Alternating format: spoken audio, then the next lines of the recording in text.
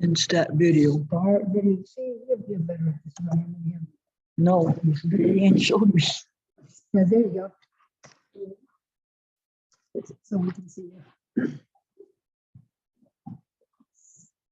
Yeah, but call me to order at 7.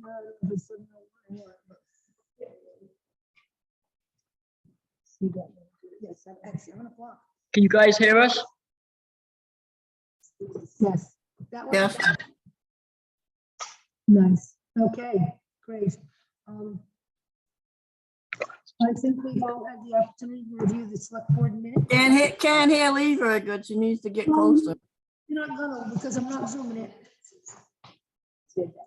These are minutes from the last meeting. That's what you're saying. Yeah, this has already been signed. Okay, so Kathy, you still need to sign that. Yep. They approved those the other day. Can you hear us any better now? Yes. Okay, good. I'll do what I can. I second it. All in favor?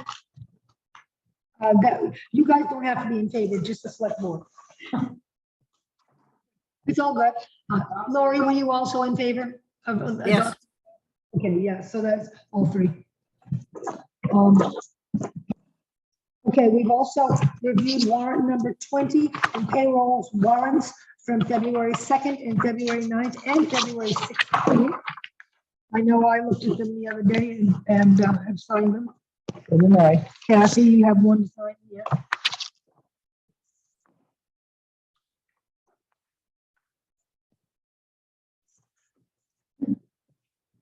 And this, the regular warrant still needs to be signed by Lori Swan and Kathy. Here you go, Kathy. AP warrant. Right past it to him.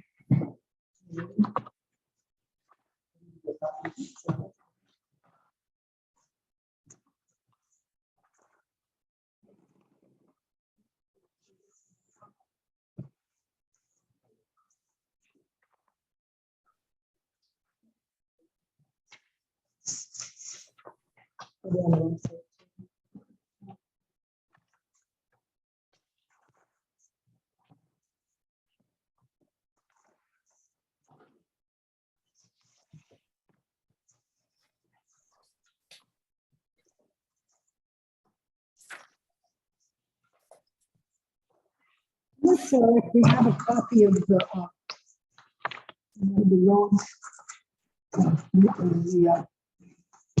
Road closures.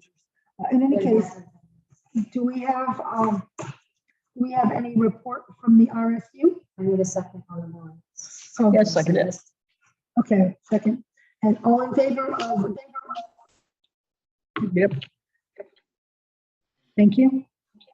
Do we have any report from the RSU? Nothing at this time.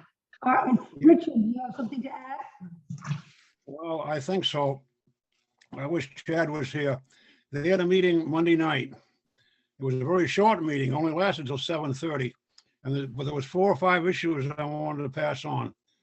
Down at the Buckfield High School, the portable units will have heat in so that they'll be in use after vacation. Regarding the new building. And who are these new buildings to be used for? I guess I thought they were going to be for the middle school. I think they're for 6th grade, if I remember right. Okay, I believe that's for 6th grade. so they're moving to Then, 6th grade. Yeah, the next item has to do with the new building. And there were 2 things on that. They're going to have a straw poll, March 15th at 5:30. There'll be a presentation, and then there'll be a straw poll to see who supports it or not. Now, I didn't catch where that is. I imagine it's at Mountain Valley High School. We're talking about for the general public? About what? We're talking about for the general public?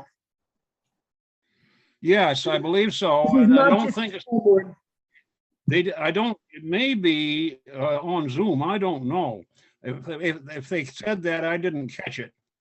But it's March 14th, 5:30. There'll be a presentation and then a straw poll. And probably at Mount Valley High School. And then also regarding the new school, they wanted to remind us that there'll be the referendum vote in I'm sure June. we'll on hear the details.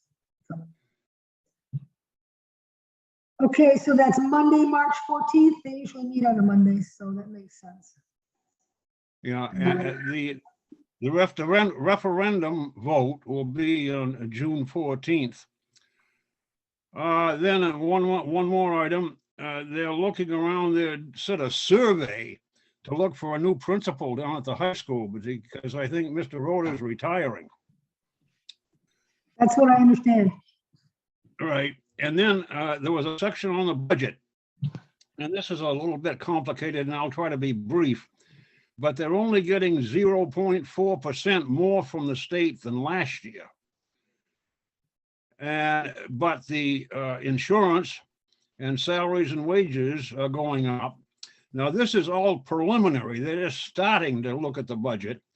But as of Monday night, they said that because there isn't very much more coming from the state and the insurance and salaries are going up, that us taxpayers are going to, at this point, looking at a 10.57% increase for the coming year. 10.57? 10.57%. Now, God help us. thinking back to previous years, I suspect that will come down some because they're going back and re-looking at all the input they've had from the schools and so forth. And so hopefully that'll come down some. But, and they mentioned that the insurance is up 10% this year, for one thing. But as I said, this is just preliminary, getting started. And I would expect to see that 10.57% come down some before it's all said. Then the last item, and this took up almost half of the meeting.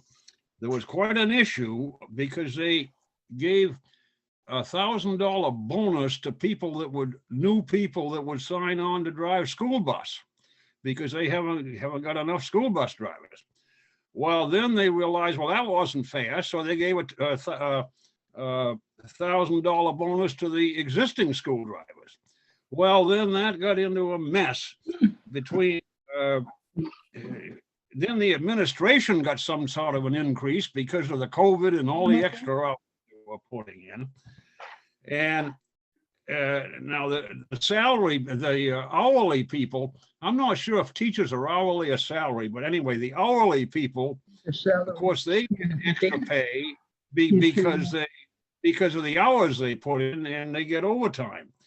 But the whole last half of the meeting was back and forth with one particular individual about, well, who got that and why did they get that and how come these didn't get it this way and blah blah blah blah blah blah blah, and it went on for almost the whole last half of the meeting about who got bonuses and should they have it and blah blah blah and so forth. And that's all I have. I wish Chad was here because I'm sure he could do a better job of presenting this information than I've been able to, but I watched it on. I wish he was too, but I guess he's not. What's that? I wish don't he see- was too. He hasn't been, to my knowledge, he hasn't been to a select board meeting like For a forever. It's been a while. Yeah, so anyway, that's it, I guess. If you have any No. question, or want me to re-say something, or I just say so. Yeah, Otherwise, I think I'm all set. Does anybody else have questions about this? So he's questioning the salaries, and is that what's being questioned? No, what was my understanding, and correct me if I'm wrong, Richard, but my understanding was what you said is that half of the last school board meeting was taken up because they used some of this, probably the rescue plan monies to give $1,000 sign-on bonuses to new school bus drivers because they're short of school Yes, I bus think you're drivers. right. I think you're right. I think it was COVID money they were talking about. That's at right, least a the lot of it. rescue plan, COVID money, wherever exactly it came from, they gave $1,000 each to new Yeah. hires. And then it was decided that that wasn't fair, because what about the other drivers? So the other drivers all got a bonus too. Secretaries did too. Secretaries That's and correct. quite a lot of other folks did too. Yeah. They took Well, up half the meetings talking about it. Well, Well, it turned into quite a discussion, and I guess they really did get into a kind of a mess over it. But I think it's all pretty much been answered now as of Monday's meeting, and I think they're all straight on it now. Good. Good, well, thank you for that. You- So, do we actually have the list of these? there roads? hasn't been to get that. He has been said. So we're gonna table. Let me say one thing more. Whoops. Let me say one thing about that. Please, back to school board. That bonus business and everything was the result of people getting newspaper articles. Somebody, and a lot of most of the information in the newspaper articles was correct, and a lot of it was not right. And that's No, what that's started it. enough. Yeah. Okay, I'm sorry. That was about the bonuses. Right. Yeah, Right. I think I saw that newspaper article too.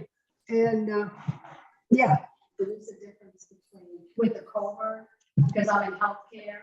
And Yes. so with healthcare level and different levels, they are allowing, the state allowing for additional funds to be distributed to the healthcare industry, just like with the buses. right. They, because of the shortage and the challenging staff.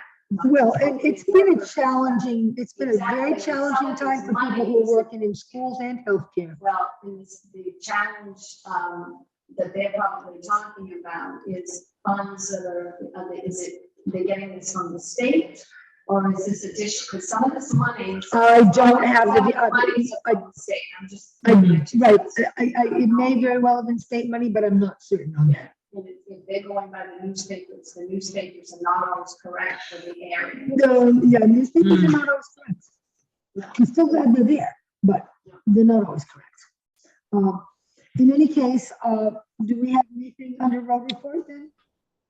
Okay, so we're moving right along because even though the agenda talked about having the winter road closure list, our road commissioner has not been well and hasn't been in to work on that list yet. So, so we're gonna table that for the next meeting. Do we have a CEO report tonight? No. This is the quiet time of year for the code officer as well, which is good.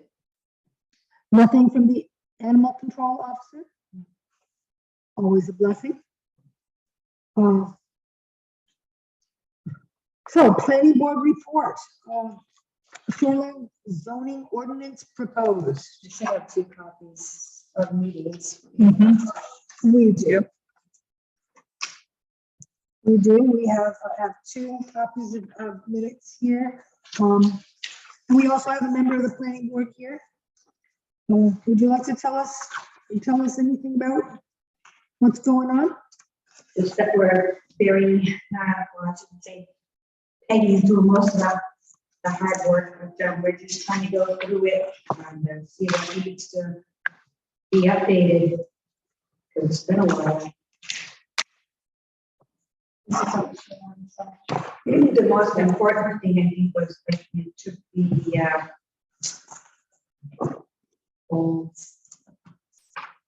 the forestry, besides let the main state forestry deal with Right. that part. Right, because the last time the shoreline zoning ordinance was updated, it was decided by members of the planning board at that time that we should have a stricter limit on how much can be cut around in a shoreline zoning in the case of logging. And the state standard is 40%, and the Hartford standard was 30%. And that's resulted in at least one problem that I know of, in that because we have a stricter standard, we are stuck having to do the forest, hire a forester ourselves. Yeah. If we were to go with the state standard, then the state will take care of all of the forestry aspects of any logging operation in shoreland. That's my, am I correct about that? Yep. Yes. You want- Well, I'd like to think we will. I like to think we will, That was but some while ago, this was supposed to have been, the chapter 1000 is the state updated shoreland zoning, and we were to have gone over this and have adopted it a couple years ago. Is it 3 years ago yet? I don't know. We've had a few lost years here, but some time ago. And when it came to town meeting, it failed to pass. Do we know why it failed to pass? We could not find the documentation. I understood now, and somebody correct me if I'm wrong, and Leslie, I bet you remember why it failed to pass, but my memory of why it failed to pass had to do with the amount of cubic feet as compared to square footage allowed for expansion. Okay. Do you remember that, Leslie? I can't answer what the actual specifics were because I don't remember the actual specifics, but there were some conflicts between what was being proposed. And it was not clear what the changes were in the manner of which was being proposed. So it was determined that it wasn't appropriate to pass it until we had it properly done so that we could look at what the changes actually were. And I believe that the document that is in front of you probably addresses most of those things. I certainly agree that the addressing the issue of the having the state take care of the timber management is probably very wise. The new language that the state has put in for how to determine volume is another issue to make sure that that's there. I don't know if that's in the document that's in front of you because the copy that I happen to see took out the definition for volume in the definitions and didn't replace it with anything. So I'm not quite sure what's in your document, if there's something I was missing. I did not have time to go back into it in great detail. There was another place that I questioned whether or not that it was clear that it is going to be still that we are saying things should be 3 acres, and it was in the section where they were talking about combining 2 lots and when they became combined and when they didn't. And at some point in there, it referenced 20,000 square feet, which I believe perhaps should have been 40,000, but I didn't have a chance to go back and actually examine it carefully. So I can only point out that there were a few places where I found questions. I think Daryl sent you a more detailed view of some of the questions that he found in reading it. But I certainly did not do a good enough job to say that I was comfortable with all the answers at that point. Thank you. Thank you. Were you able to hear her okay? So your brother is scheduled here in the next meeting, so. Yeah, we will. And Peggy is planning on being back for the next meeting, so. Did she say she is going to be gone through the 17th, March 17th? She won't be, correction, yes, she will not be back for this next meeting. But she'll be back before the next Correct. select board meeting. So, Okay. so we're gonna have to. Yeah. Yeah. we can't Yeah. do anything until the hearing, the input, then it goes to the commissioner, the lawyer, and selectmen. Right. And So I it's honestly, I'm not sure that shoreline zoning, I think it just has to go to the DEP. Right. That's my understanding, because the DEP is the arbiter of these things. Right. That's my understanding. That's my understanding. I mean, we can check into this further. We can make a date still. We can give the date. Sure thing. Pardon? I said arbitration. Usually, everyone's been saying, ordinances are going to be, but it's up to you. Yes. Like I say, we can check into this further. Like I say, I think in the case of shoreland zoning, in the case of any other ordinance, it would absolutely go before the attorney. In the case of shoreland zoning, I think whatever the DEP says is law. As far as that goes, that's my understanding. In any case, I guess we'll. Lee, I know that this ultimately has to go before the commissioner before it's finalized. I don't know whether or not you can ask the commissioner or the office or whatever to review what your proposals are before the actual town meeting when you have to make the adoption.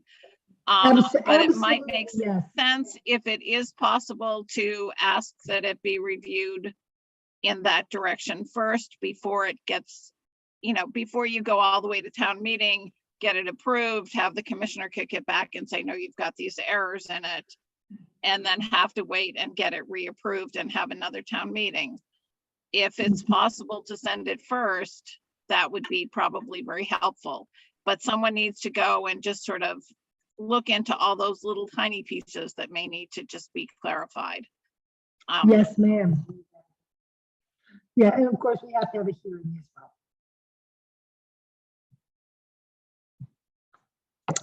Thanks for that.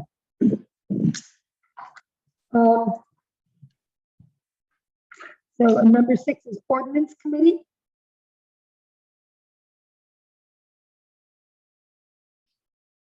I see that the chairman of the ordinance committee is with us in Zoom. Okay. I can't seem to make my camera work, but I'm here by voice. We have completed our updating of the beach ordinance and it has gone to the town attorney. We are working on the administrative ordinance, which was rejected last year due to confusion between ordinances. So we're working pretty diligently on that. And if we get that done, then we will address the no spray ordinance. Great, thank you. You're welcome. And your next meeting is always the 3rd Tuesday? Third Tuesday, the next one is March 15th. Will the time have changed by then? I am not the arbiter of these things. Bring ahead time change. I think it's very early. Isn't We it a change- week after that? We change our meeting time when the time changes. Okay, that'll be I don't- good. The time changes on the 13th of March. Okay, There so we go, so it's gonna be at 7 PM. therefore the meeting will be at 7.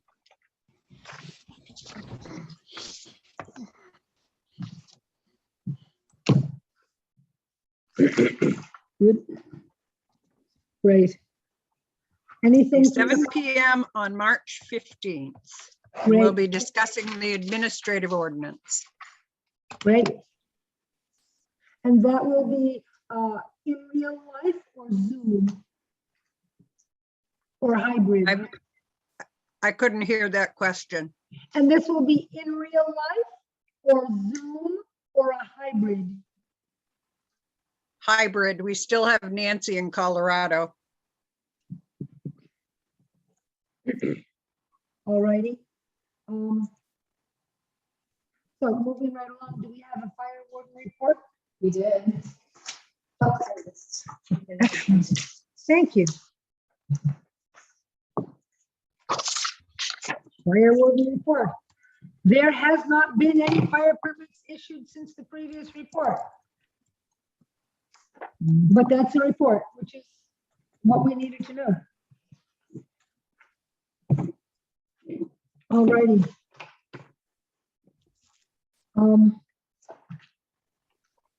Treasurer report, I know we received the expense detail report. I'm still off my innocence from last week.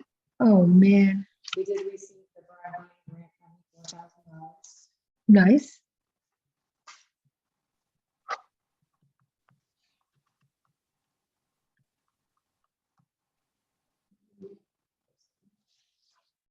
Mhm.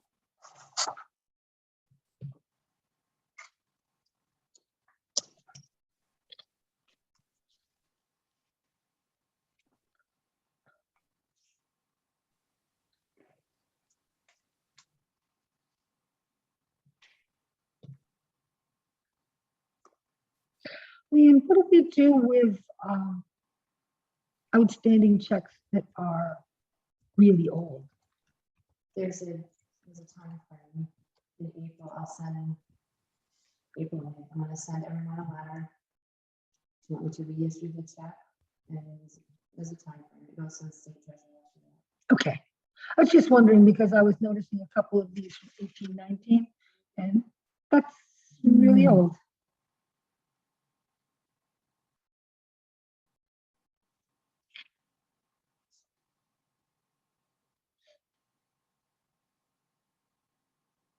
That's odd. There'd be one from outstanding check from 18 from Fabian. That seems bizarre. Well, anyway. There we go.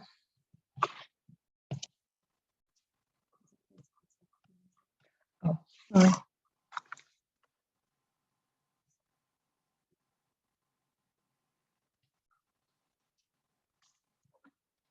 And today's date is 17, 22,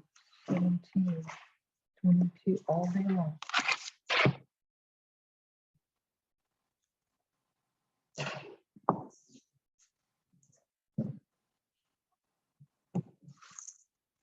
Okay, moving right along. We don't have any calendar reminders right now. We do? We have a workman's comp conference on the 23rd at 1 p.m. That's right. You know, I guess I'm gonna have to call the workers' comp board. When I looked at this, I actually brought it with me because I'm wondering about this. Says it's a video hearing. When is that? It's next Wednesday, so, you know, I will be working, but I won't be. But it doesn't say, it's not like it has a Zoom link. Doesn't say who to call. Doesn't give a number. What's this video?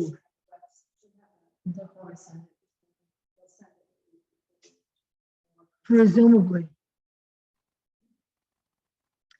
Presumably, should I be making sure they have my own phone number or my email address? I heard they offered him a settlement, but yeah, well, we're not going to discuss that right now. But And starting in March, every Wednesday, I think we said 7 p.m. We do the budget committee about the net funds. oh yeah, thank you for that. There's a lady coming next Wednesday, not at the town office in Wilson Career Center. She's going around to every town, wants to discuss what's going on in town. Not March. Well, yeah, March, Wednesdays at 7 p.m. Budget committee, ARPA.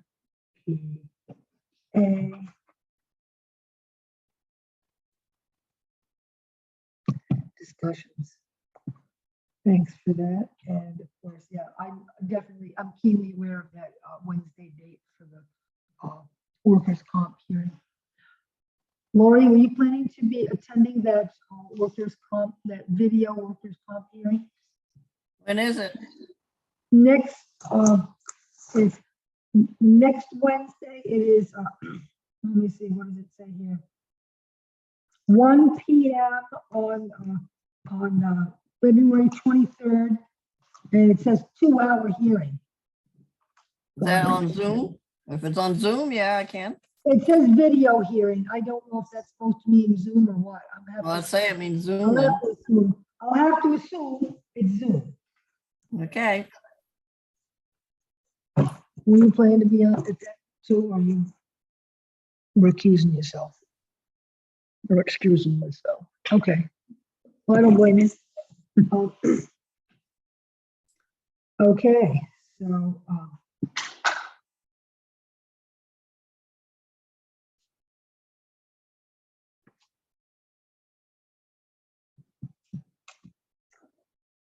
unfinished business, the governor's office of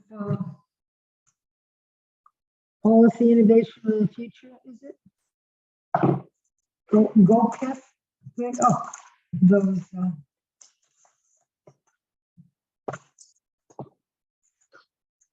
When I say those lovely acronyms. Yeah, Governor's Office of Policy Innovation and the Future.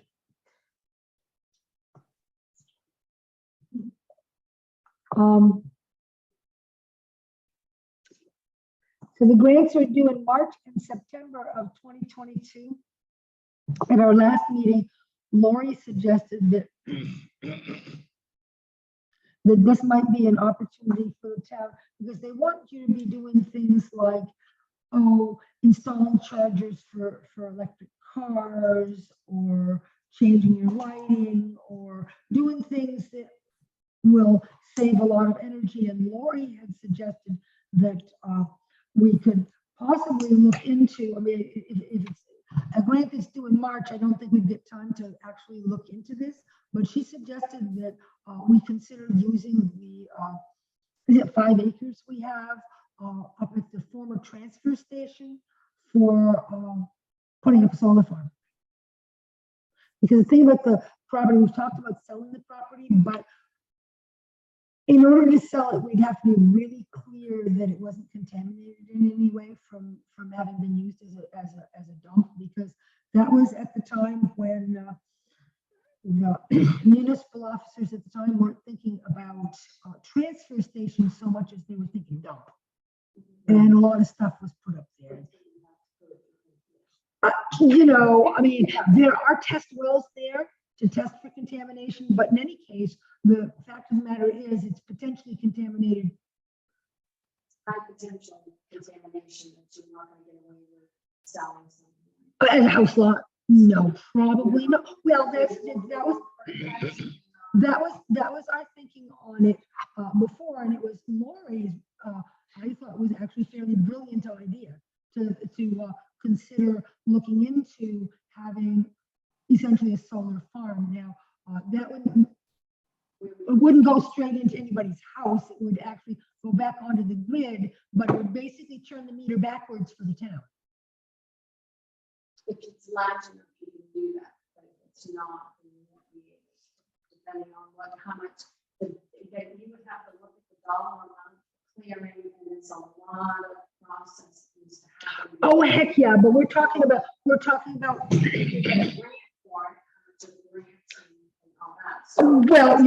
there's a lot of homework to be done here.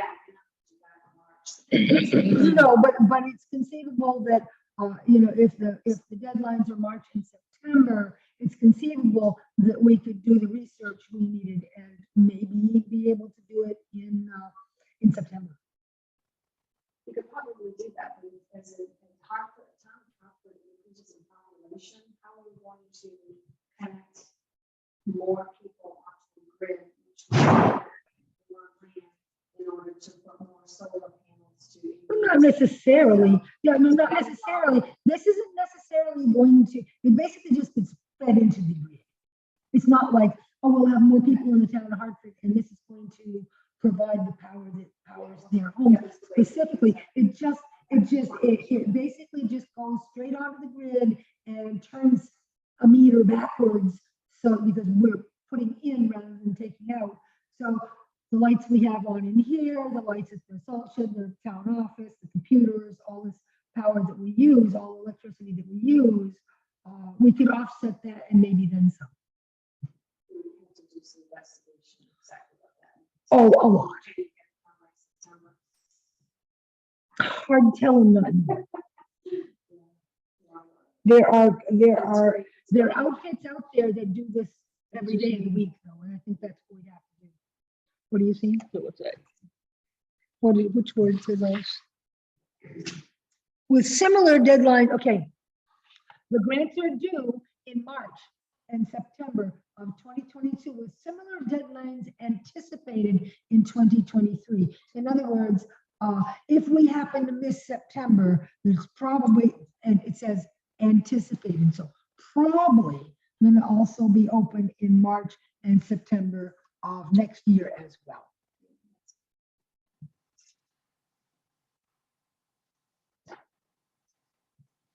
And there's a fair amount of hoops to jump through. You have to we'd have to have a resolution from the select board, self-assessment of current resilience and so forth, a public meeting for the community to review the self-assessment and et cetera, et cetera. So that all has to be, that three-step process has to be completed before the grant applications can be submitted to the state for funding projects.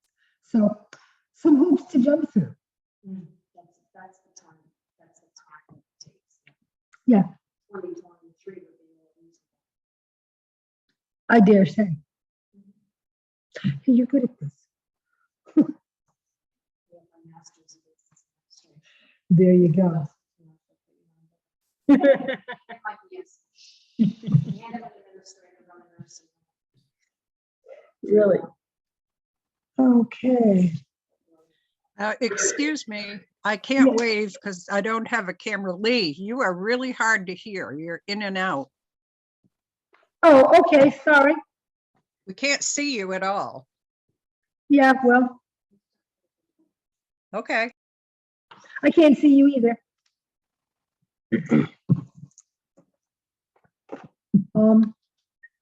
In any case, can you hear me now? No. I certainly can hear you better.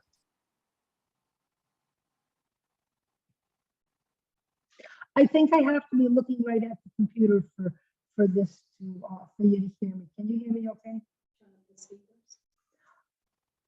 You know, I did. I turned it up, I turned the sound up as loud as it would go. It says 100%, so, but I don't know if that's just the volume that we hear or it might be both. In any case, I turned it up as high as it would go. Okay, Edward McDonald Safety Grant Application. So we're tabling that other one until next meeting or after? Or? Well, I don't know. I mean, you know, obviously we have to. Yeah, I mean, I don't think we're gonna be ready to go for it in March, in any case.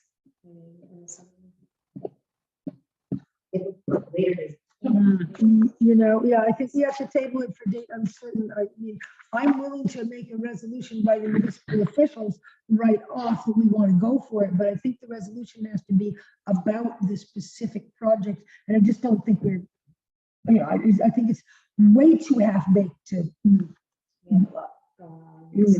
We've got a lot of other things going on. I think we just need to set this aside for now. This one's simple. Right, the Ed McDonald Safety Grant. I added a few things to it because I said, why not? Because why not? It's like a secret. The Maine Municipal Association, we join every year, we pay our dues, some $2,100, is it? Or something like that, $2,300 every year. And they have a grant program that is basically for safety and or little upgrades to the town office, the facilities. They probably would have paid for our snow blower, for instance, had we not already decided to buy a snow blower, because that will enhance the safety of our employees because they're not running shovels and getting broken backs. So stuff like that, ergonomic equipment for the town office, and in particular,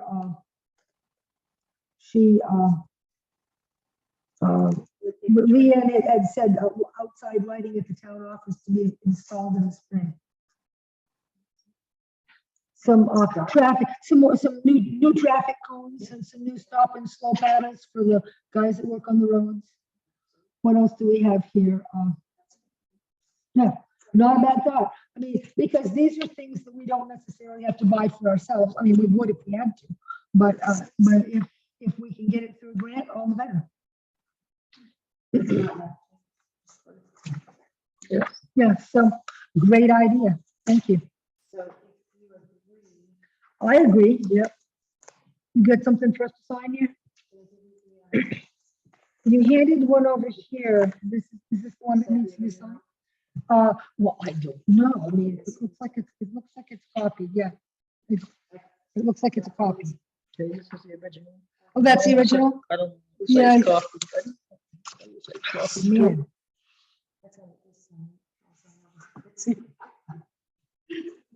The lighting in here, I tell you, need a light.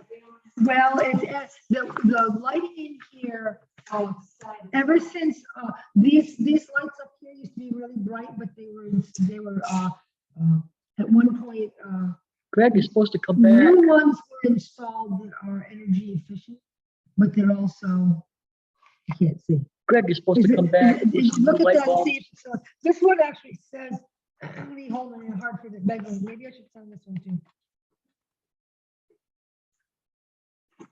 There you go, they're both signed. I carried a few extra signatures with me. Yes, I move that we apply for the Ed McDonald Safety Enhancement Grant Program from the Maine Municipal Association. And I second it. All in favor? Good.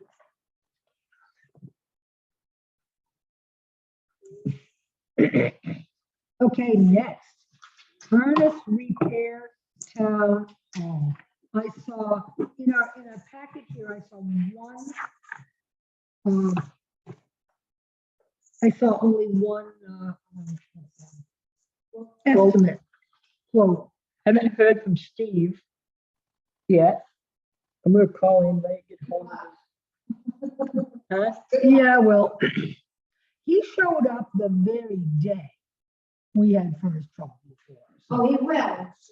Back in the cold spell. we didn't even call him up. Actually, I said something on Facebook about it. Yeah. And he just turned up. Yeah, he's good about that.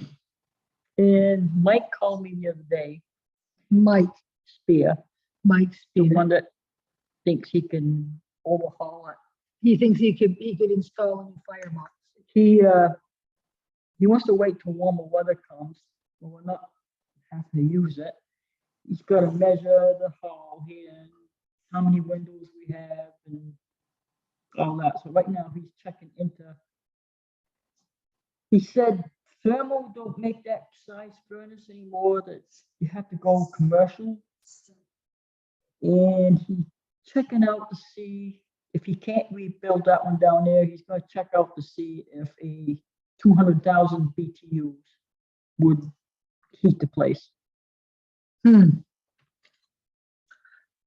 Okay, well, I think this is, and the furnace has been continuing to run. I haven't heard another beef ever since the day that No, it stopped running. Steve installed a new, what was it? The transformer? Yeah. Or something like that. So ever since that happened, it has been running. The catch is that apparently there's a hot spot on the back of the sheet metal, and that indicates that there's a crack in the firebox itself. So how much money has the town spent on the furnace for repairs versus a brand new one? not much. have we? We haven't really spent too much on repairs. It's only 20 years old, which doesn't strike me as being terribly, so it would have been just before I came on board. They replaced it. It's only 20 years old. The one estimate we have, and frankly, I'd like to see more estimates than just one. Here is $9,935.50. Let's call it 10,000 for a new furnace. Yeah, that would be like a whole new installation. And take out the old. Well, I would like to hope so. Never know. Well, I guess we better make sure. Richard has his hand up. Richard, I can't see it. Oh, yeah, he does. Sure enough, Richard, Yeah. what's up? Yes, can you hear me? Yep, I can. I can't catch everything you're saying, but I All right. kind of had the idea that that firebox could be replaced in the furnace itself that's there now. Well, that's what checking it out. we'd like to look into that. We want to look into all of our options, but we have one estimate right now from Murray. I can't hear what she's saying. We have one estimate now from Murray's that is close to $10,000. We need to have at least a couple more estimates before we're ready to make any kind of decision. And looking into rebuilding. No, Looking into what? We're looking into one of the people that's been called is looking into possibly rebuilding the furnace, or rather putting in a new firebox. Pardon? that's the quote. Who did you Murray's decide to is have? always high as far as I know. Who did you decide to have look at the furnace? Mike Spear from Canton. Right, so we have a couple of requests for estimates out there. We have only heard from one so far. Steve Ellsney. He used to work for Mary, but he went business for himself. No, I don't believe it. No, We put for in, Murray? we put in a new furnace here in the mobile home. And we had Justin Henderson come in, and he did an excellent, super job for us. Yeah, but I don't think he's. Well, one of the things about this is that anyone who does work for the town has got to have a fabulous insurance policy, just fabulous. And so that means, we can't have just everybody who it has, we can't just have every Tom, Dick, and Harry come in and do it. It has to be somebody who, pardon me? Yeah, we need at least 2 more estimates. I agree. In any case, we're gonna have to table this for now because we only have one estimate at this time. We're gonna keep collecting estimates.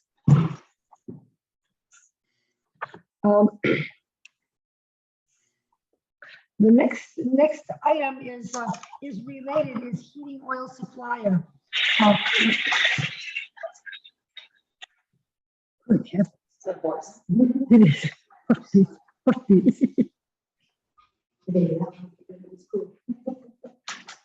Is that the band? Yeah. Uh-oh. Let's hope not. In any case, so the other thing is, and this was tabled from our last meeting, we discussed the idea of possibly changing heating oil suppliers. They have a note here that says on February 9th, I contacted Fabian, I'm assuming I is Leanne, contacted Fabian, was quoted 57 cents per gallon discount on heating oil with a regular price of $3.59. Our price would be $3.02. And she said on the same day she contacted Blanchard and was quoted a 58 cents per gallon discount on heating oil, regular price $3.69. Our price would be $3.11. I like maybe years.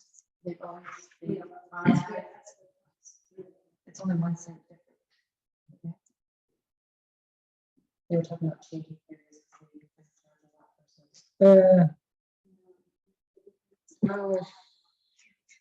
Boy, do they charge a lot for a 10 service cents. call. It was $250, $250 to come out the door, and then $157 Outprice. Yeah. an hour.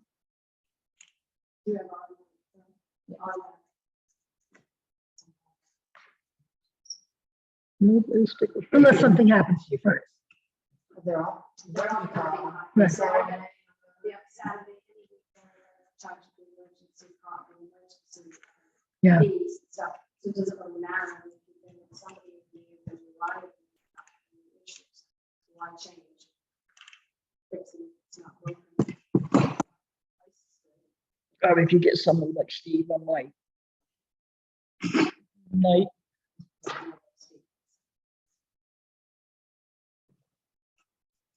keep babying. You know, It depends on, never had an issue with it.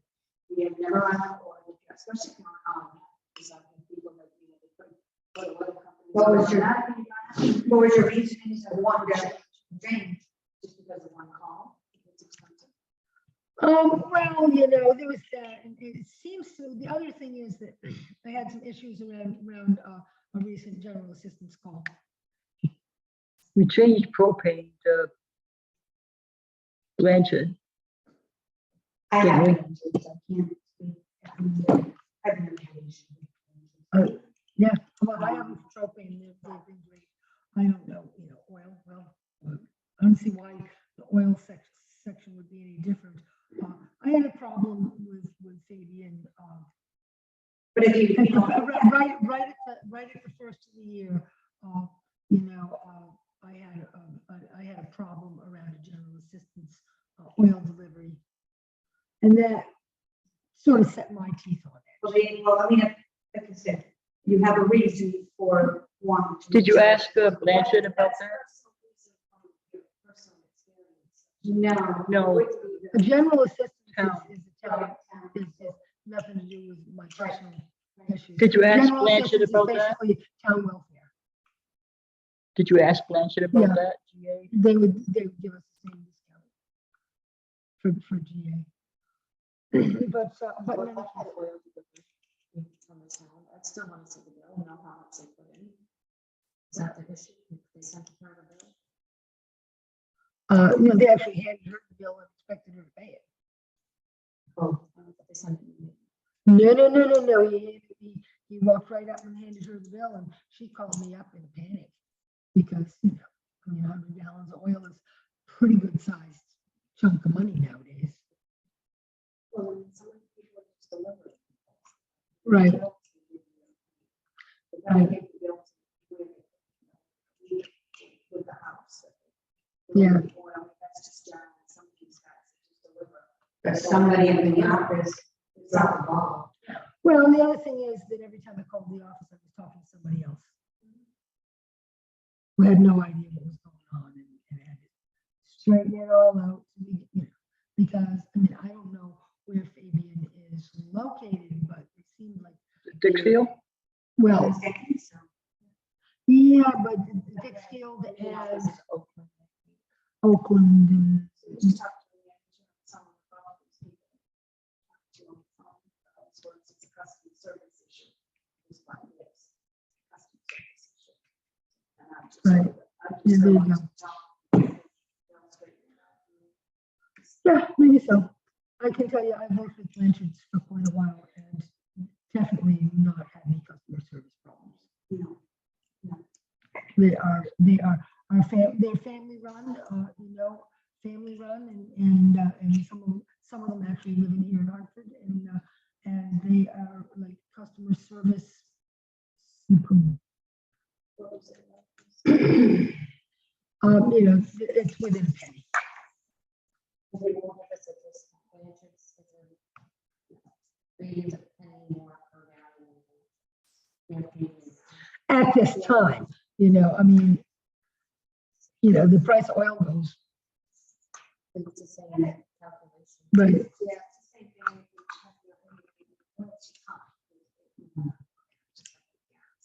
Customer service, sometimes that's just a domino effect, not enough people. We don't have enough people to hire in the office. Sometimes it's not just the, you know, customer service that they want to get, it's because they don't have enough people. People don't want to work.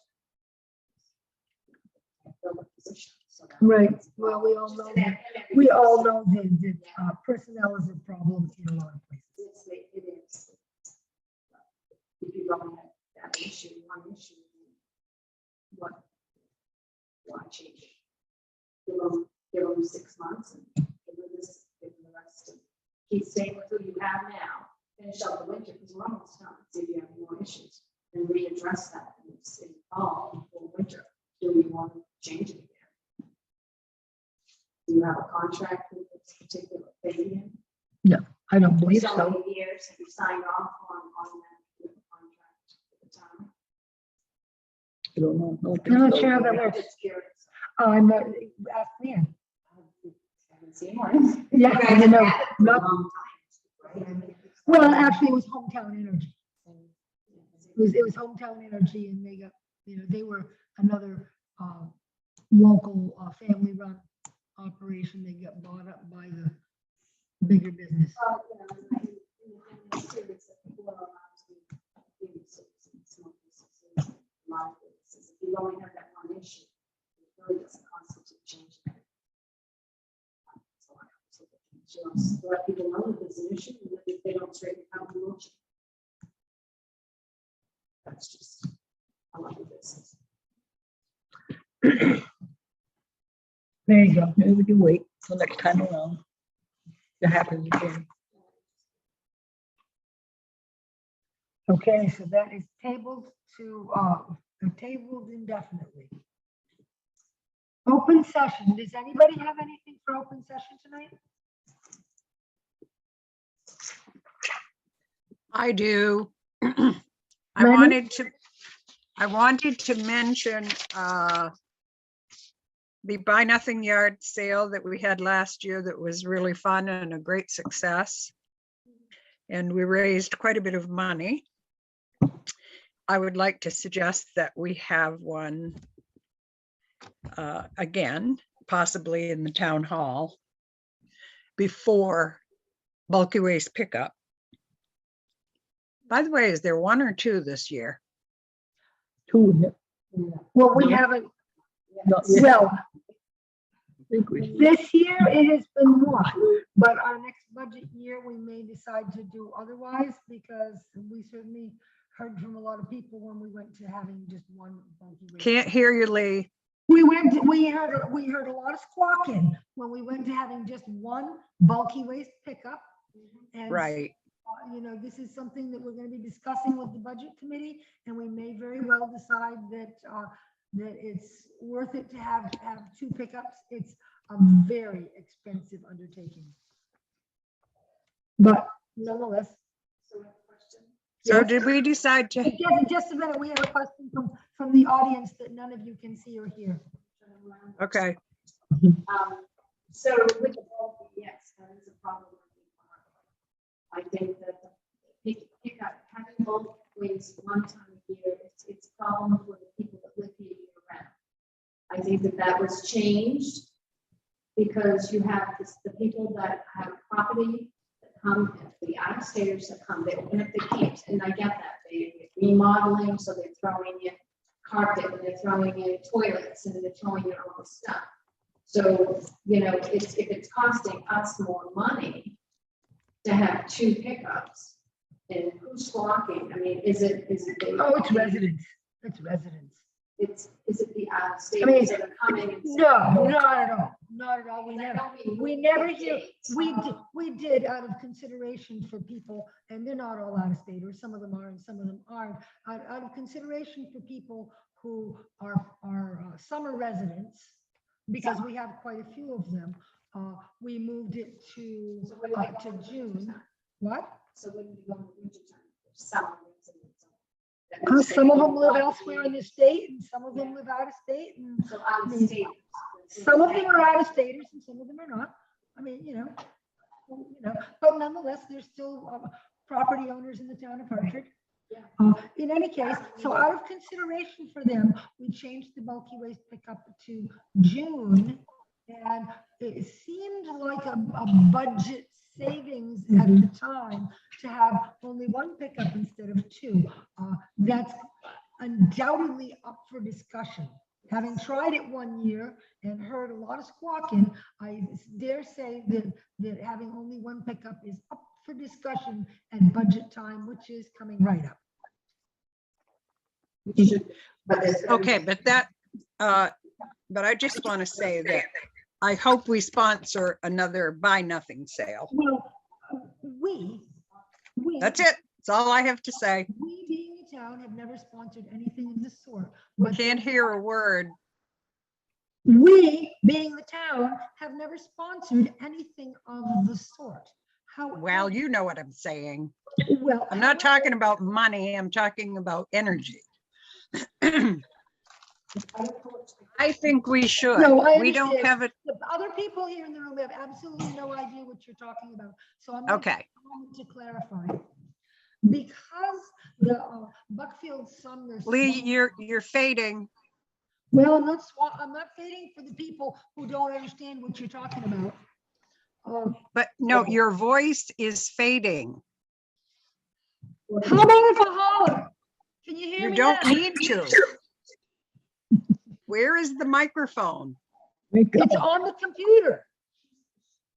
Okay, Kathy is very clear, but I see other people looking like they're straining to hear you. And I know I don't have a What hearing about you, Jen? problem. Can you hear me? No, I don't know what to say. That's good. Yeah, I think the microphone might be on Kathy's side. So Kathy was very clear. It's been hard to hear you pretty much the whole time. Can you hear me now? Yep. The I don't only think time- anybody actually knows where the microphone is. In any case, Right there. last year, because the Buckfield Sumner Swap Shop was closed because of COVID, a lot of people were having a hard time because they had a lot of stuff that was too good to throw out, but they wanted a home for it. So a couple of us got together and we got the agreement from the principal of the high school to let us use the pavilion after graduation. And we had one day of anybody can bring their stuff. I mean, so much stuff was brought, so much stuff went out. It was incredible. Unfortunately, we weren't able to do it ahead of Hartford's bulky waste pickup. So the idea that Lenny is proposing is that we have a day here, because Hartford doesn't have a swap shop, that we have a day ahead of the bulky waste pickup or pickups, as the case may be, so that people can have a day of bringing their stuff and people can come and pick up free stuff, rather than people putting perfectly good things out at the side of the road, books and dishes and stuff like that to be rained on and ruined, because a lot of people appreciate being able to get that stuff. Yes. Wendy said she makes a lot of money. $200 was raised just because people wanted a donation jar. So a donation basket or jar was put up, and the $200 at that time went to the community garden. There, yeah, that's where, because that was right, which is right next to where we were holding the event. I mean, it would be determined. Essentially, I mean, it was the garden, it wasn't because of the garden gave us the space, but you know, it just seemed like the right thing to do at the time. In any case, so there was $200 raised in mostly ones and change and stuff, but yeah, some money was raised. But everything was free. There was no haggling, no discussion. If you saw something, you wanted it, you could take it. First come, first serve. And anybody who had things that they wanted to move, be it lamps, tools, toys, all kinds of stuff, clothing. Lee, Yes. is Leanne's position what's preventing you from speaking so that we can hear you? Are you turning toward Leanne? No. No? No, I'm looking Is she- right at the damn computer. Wow, you fade in and out. Anyway, my suggestion Miss was, Hollerman, can you hear me? Lori, can you hear me? Sometimes, but sometimes I notice you're in the yellow or the red, so your Push this over. Wi-Fi isn't good tonight there. I can only hear you when you're looking perfectly straight ahead and not turning your head at all and have your mouth close to the microphone. That's the only time I can hear you. Can you hear me I now? was just gonna say that when you're nice and close, you look cute and all, and we can hear you. So Lee, what I'm saying is, given that the transfer station in Buckfield and Swap Shop are open, I would like to see Hartford have a buy nothing yard sale day before bulky waste pickup. And I will be willing to work on organizing that as I was last year. Yeah, well, I'd like to suggest that we contact the people who have offered to sit on the solid waste committee and ask them to help with that project too. That strikes me as being a very good, Good idea. very good project for them. Good idea. I don't know who they are, so either give me a list or you do it. Okay. I know it's Raymond. Yeah, we don't need to discuss who right now. All right, but let's not forget because we We're missed not that gonna last forget. year. Okay, Hang thank you. on, I've got Richard. two hands going on here. Norma? Norma? Yeah, we have two residents here in person. One of them is Norma House and the other one is Robin Farah. from the planning board. You were saying, Norma?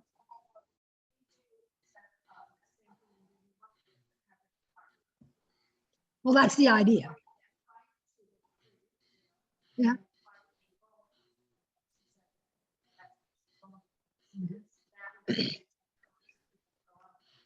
That's the whole idea. That's the whole idea. Yeah, well, we still, it's only related to the pickup in that it could save an awful lot of stuff from being thrown out of the side of the road and ruined and so forth. We haven't been through budget time yet, so I'm not going to say one way or another about that. You have said several times what your opinion is on that. Thank you very much. Lee, can't Yes. hear what Norma said. You won't either. Okay, Nobody's, something I zoomed the ordinance committee meeting the other night. And you could hear me, but I couldn't hear anybody who was in the room. Mostly. No. We have a helper for the yard sale, the yard sale. You're up for it? Oh, Norma, yeah, Norma's into it. All righty, great, it's good to know. Richard has Okay. his hand up. So and Richard's had his hand up for some time and we're still in open session and I'd like to hear what everybody else has to say. Richard, Yes. My recollection from last year is that we only had one bulky waste pickup because we were desperately looking for some way to cut the budget down. right, Now, I don't know. we are I don't know- always desperately looking. I don't know if anybody there knows just how much that reduced the millage rate. But I do know that there was an awful lot of upset people about that. Oh, hell yeah. And whether it was worth what little bit that I believe it reduced the millage, The to mill have rate, all those people upset, I don't know. I think it's probably better to go back to have two pickups. nobody really minds. Yeah.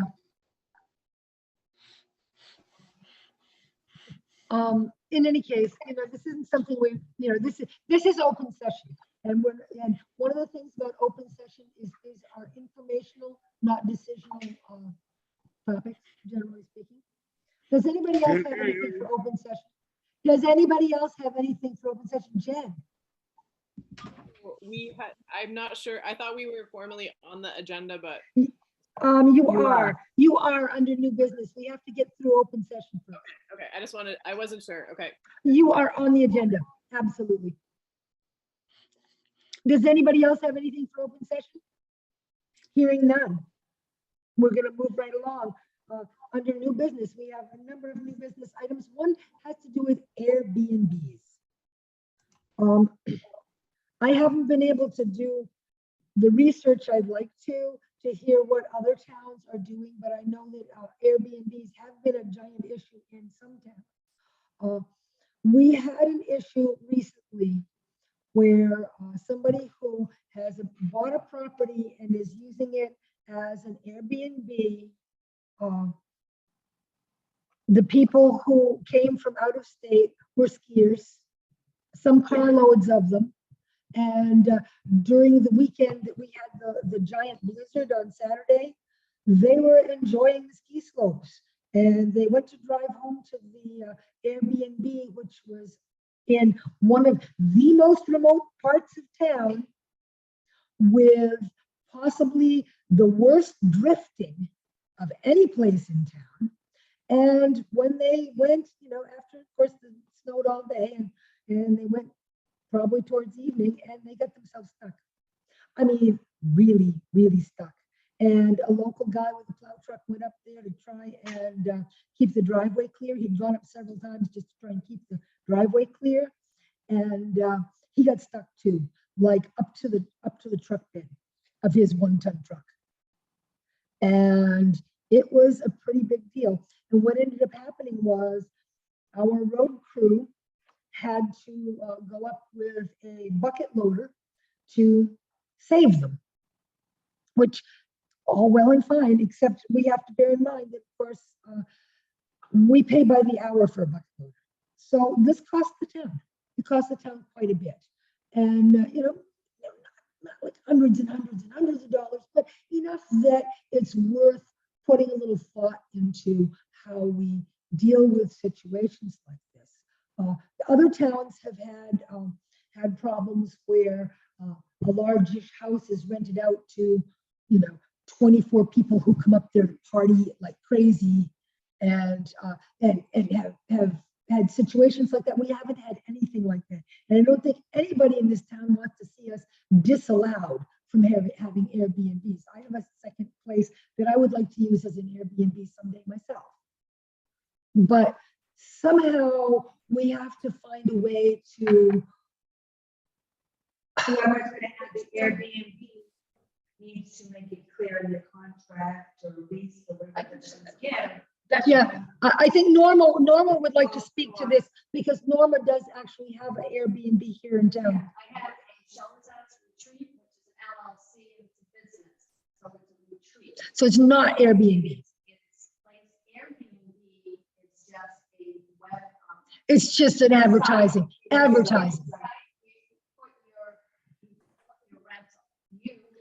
Can anybody who's on Zoom hear what she's saying?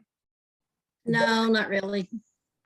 Do you want to come over here, Norma? When Norma's done, this is Connie, and we are the individuals. Hello. Norma, Can you hear me? thank you for joining us. Hey, I'm gonna come right up front here. So Airbnbs is only a website. There's also a number of other sites that people can advertise on of their choosing. So when you choose to, people can rent out your room. You can live in the same house. You can rent to a number of people. When you post your Airbnb or your room for rent, you can rent it to individuals. You can rent the whole house.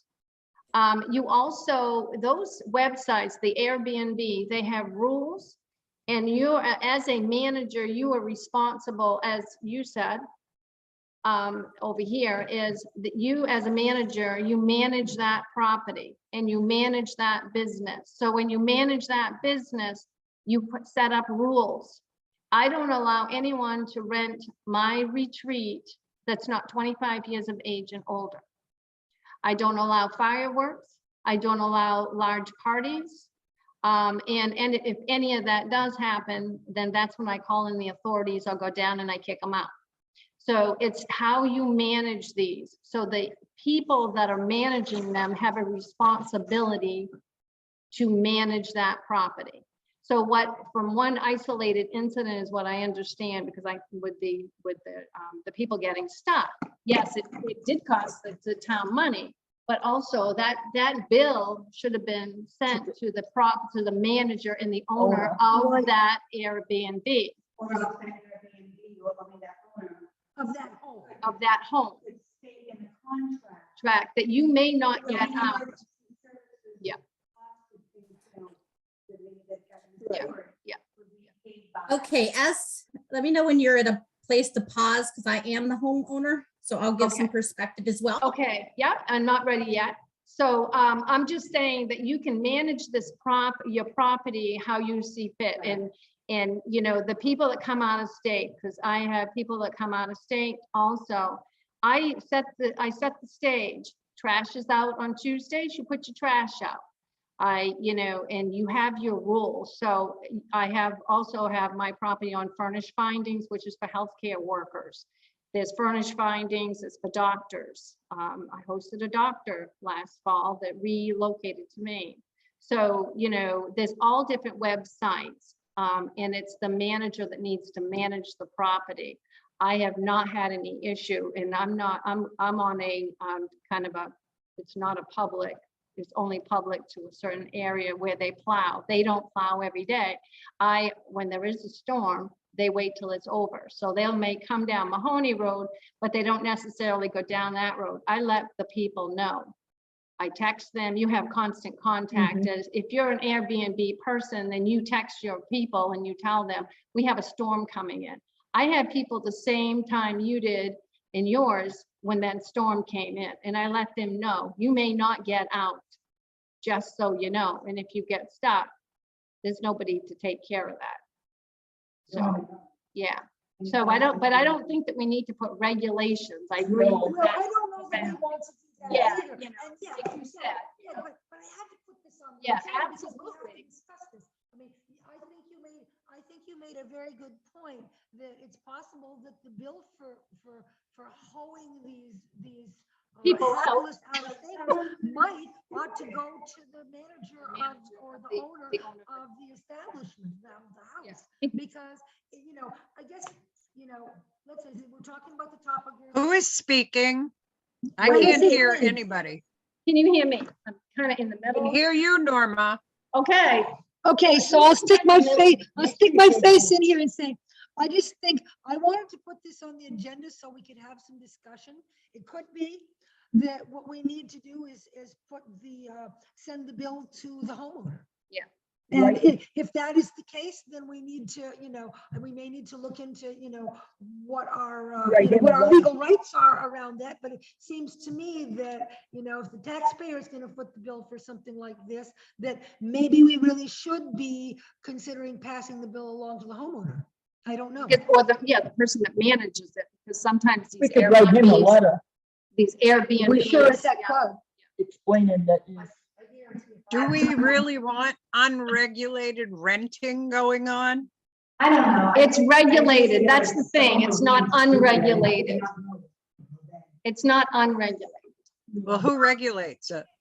The fact of the matter is, we're not at one of these, many towns are having a hard time with this because people are buying up all the properties and using them as Airbnbs in more urban areas and actually stifling the local housing market pretty badly by doing this. But I don't think that's necessarily our problem. No, it's not the case. It's not the case. I saw some of the feedback on the Facebook, you know, they're talking about Portland. Portland isn't Hartford. They're talking Or about even Rangeley. Rangeley, exactly. And I saw that one also, and I don't agree with that. Leanne. Leanne? I guarantee if I get stuck on any of these roads, because it's not plowed, I'm calling them. There you go. I second that. Yeah, because it's not plowed. It's not plowed. Well, there It's you go. it's the hourly bucket is what I'm saying. Yeah.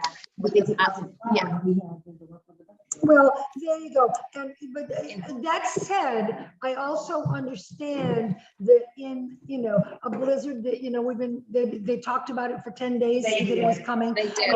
The fact of the matter is, in a bad blizzard, A plow contractor can't necessarily send a truck up there every hour on the hour, which is just about what it would take when it's blowing like It was that. bad. That would. And you've never been up there and see how it Yeah, gets. yeah, I mean, it's like a concrete wall. Yeah, that's all, it does that on Berry.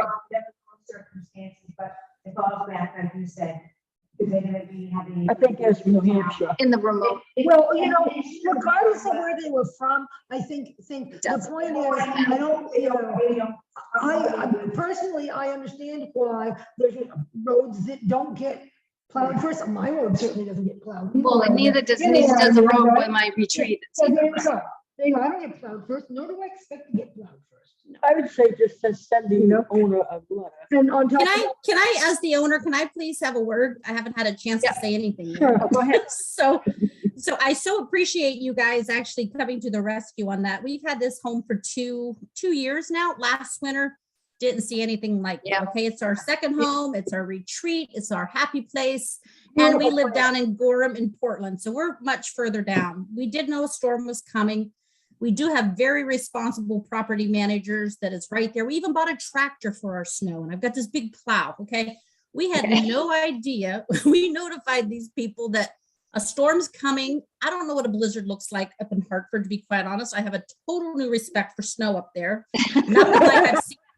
Nothing like I've seen down on this end of town, trust me. But we told them, they're like, we'll be skiing, we're good, we're okay. The township stopped plowing right at Ramsey's place, okay? So here's the back history. Because I think it was blowing so much, they couldn't even get control of it either. So we knew it was bad at that point. Well, they were out of town. They were in New Hampshire skiing. And for whatever reason, decided to come back. They were not supposed to come back that night, period. That put us all in a very difficult position and put you in a difficult position. It put Michael in a difficult position. So I have no problem assuming responsibility for any financial impact that you incurred, because I appreciate the fact that you came and got them, because they were out of towners and that would be a bad experience. It is not something that we rent to people all the time. It's people want to come in the winter, ski. There's a lot of people looking for places to stay. It is great for the township. It's great for the people. We've had nothing but responsible people, except for these irresponsible people that tried to travel in a blizzard. So none of us would have wanted that. Trust me. Yeah. So, and I appreciate your candidness in this, because, you know, what I have done, and because once they do, whoever is managing, it sounds like you're the owner, but you don't manage it, correct? I'm involved in the process, but the Highlands manage it for me because they're in Hartford. We're like, you know, an hour and 20 minutes away. We're not there all the time. That's correct. Yeah, what I have done, because if you can own something and then you can manage it. Now, I am a sole owner and I manage it. And I think that's what the difference is, where, you know, you as the owner, you said you're not even in Hartford, so you would not know the depth of the snow and the blizzard. So in your, you know, in your case, you wouldn't have known to tell the manager to text these people, because you always once. Oh no, I actually wrote them a note. I've managed the communications via Airbnb with them. They're just physically there. If anything happens, they can get there before I can get there. You're talking about Trudy and Mike. Trudy, I missed that. the Highlands, Trudy and Mike. That's correct. Love them dearly. They fix our things. They take care of equipment stuff. They do all that for us. But I manage part of the communications to the people. Do you have them set up as a co-host? Because if you set them up as a co-host, then they can communicate what's happening in Hartford, and they'll be able to. Yes, I'm a very busy business professional here. So I travel a lot. So they're my backup. Yeah. But I've always. But no, it's very fun. I enjoy it. And I thank you for the tips that you gave, because it's new to us, but I'm a very particular professional, and I'm very conscientious about, you know, managing it appropriately. Same thing, not letting people in there. I don't have big parties. I only don't have people over a certain amount. We put a lot of money into that house. If any of you have a chance to go up and see it, you should go see it. It's beautiful. And we built this big barn for the tractor, and it's just a beautiful property, and I don't want anybody destroying it. But at the same time, I want to share it because it's very special up there. Yeah, you sound like me. Took an old farmhouse, demoed it, same thing, sets on 100 acres. So. Oh, see, it's just beautiful, and people don't get that experience, and I want to share it. Yeah. But yes, we did cancel somebody with another storm that was coming because it scared me after that. I'm like, they can't be there. You know, it's just, it was too scary. And a But lot I of do times, appreciate it. and a lot of times what you can do is if you communicate to them that there's a storm and they will not be able to get back to the property, then what you do is you can go on the Airbnb and you can reimburse them for a couple of nights, because if they have to stay at a hotel where they That's are what I and did for can't- the second people when that Yeah. second storm came through. We just canceled them. I'm just, you know, it's not safe to be up there with the drifts. I've never seen drifts this crazy as what I have in Hartford in my entire life. But it's 2.5 miles up on a hillside, you can imagine. But we've learned a little bit of a lesson there, and we have canceled people, but I appreciate it. And I have Can no I problem. suggest that you two share contact information? Yes, I would So love we that. can keep moving? Yes. Yes, go ahead. You just let me get excited. There you That'd be go. fine. I Yeah, just, and the drifts up there are world class. Yeah. I just don't want to see it regulated in little Hartford, Maine right now, and I don't think it. No. Yeah. I think that there needs to be some kind of Yeah. solution to the money that the town's spending, and maybe just looking at the schedule of plowing. Yeah. That's all I got. Awesome. Thanks, Norma. And thanks, I didn't actually catch I don't catch your first name. It's Connie. C-O-N-N-I-E. Thanks, Connie. Thank you, ladies. Thank you. Okay, well, I think we have, you know, I don't know that we need a decision out of that. It's good to have had a discussion on the topic, though. Really good and helpful. Okay, Jen and Chad.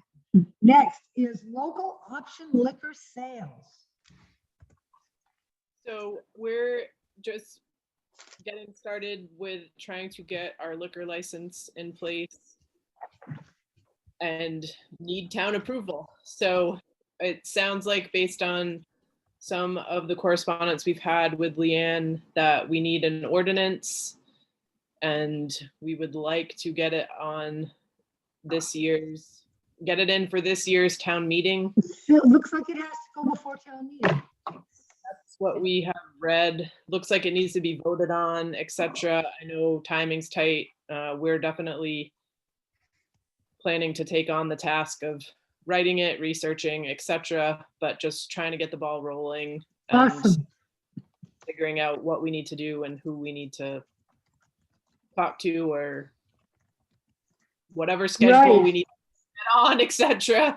Right, well, yeah, there's definitely some laws on this, and the Maine Municipal Association has a whole packet on the subject of how we have to go about it. There's questions. Mhm. You can choose which questions you want to put on, or this is just a question and it's a warrant article. Right. Or article.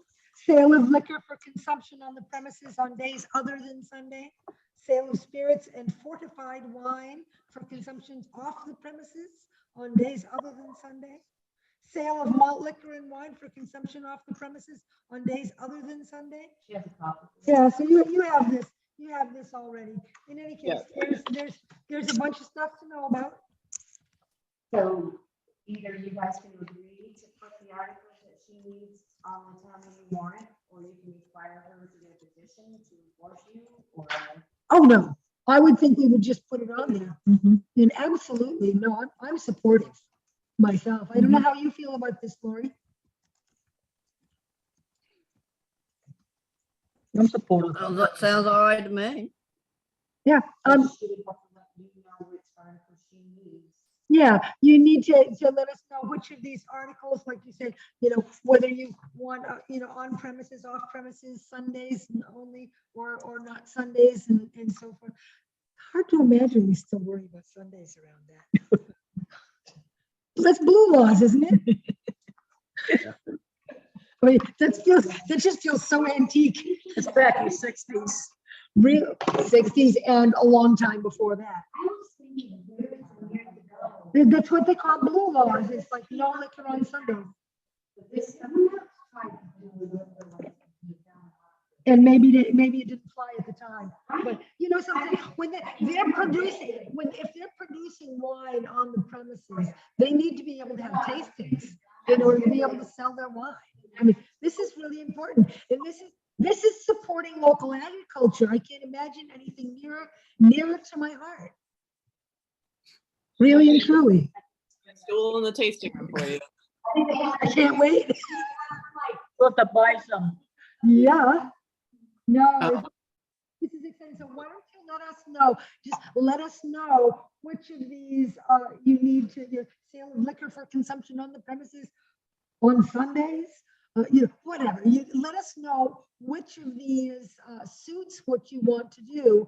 And I think we'll just go ahead and put it on the town meeting warrant. I do think that I read that there has to be specific wording from the select board that to get it on that town meeting. Yeah, but we have to hear from you to know which of the local option questions you want to have us put in. And the select board will say, will word it for the warrant, like to see if the town will approve. Gotcha. So that's how that would, I think, if I'm not mistaken, that's what we need to do. So we'll look forward to hearing back from you. This is exciting.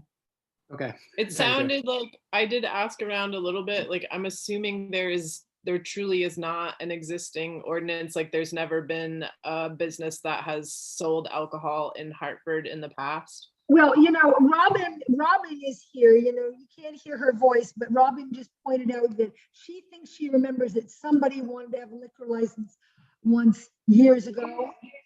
This is before I was on the select board. I mean, we've had quite a number of times when somebody wanted to rent the hall and be able to have beer at a reception or wedding or something like beer or wine, really beer or wine only. But at the town hall, and it's a state form, and we have to fill it out at a select board meeting and approve that they're allowed to have it on that particular day. Do you want? Yeah, we've had to do that here for weddings. Right, for weddings. Yeah, you had to do that for weddings.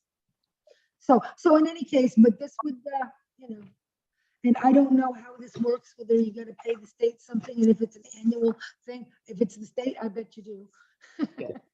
This is essentially the first, getting the town's approval is the first step of the process to getting the state's approval. Yeah, because technically it's a dry town. It's a dry town. We don't have any liquor sales in town. Right. There has to be a secret ballot, no less. Yep. Yep. Okay. So we need the information from you as soon as possible. Okay. Yeah, we'll get that to you right away. Awesome. Thank you. Well, good luck with this. Thanks. Need a change. Town needs a change. Pardon?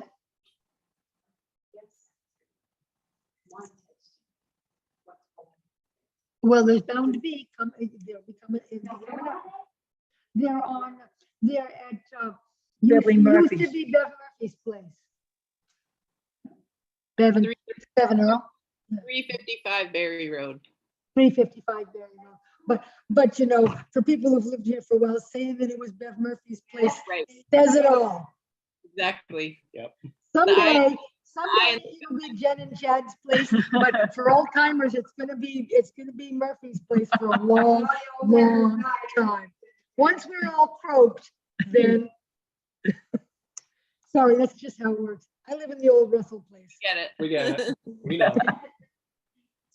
There you go. Okay, Canton Fire contract for 21-22.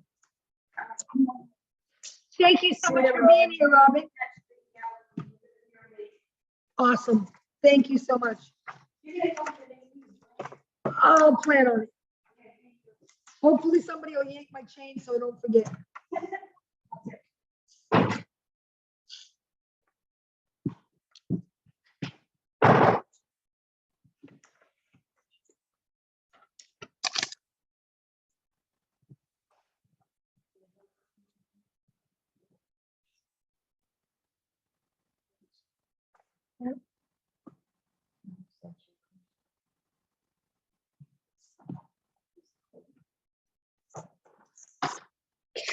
There you go.